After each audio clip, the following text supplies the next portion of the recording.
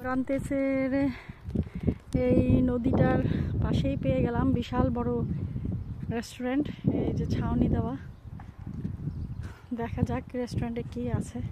প্রচণ্ড ক্ষুধার্ত আমি। আর 1 ঘন্টা পরে আমার ট্রেন ভিলাফ্রাঙ্কার দিকে যাব ব্রান্তেস থেকে। তো প্রচণ্ড গরম বাইরে।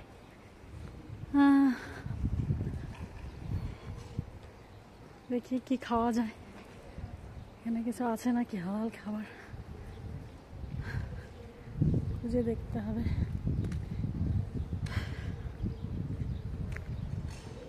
entrada, pizza, kebab।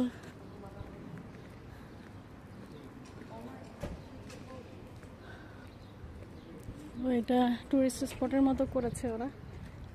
আর এই হচ্ছে ছাউনি, দেখা যাক।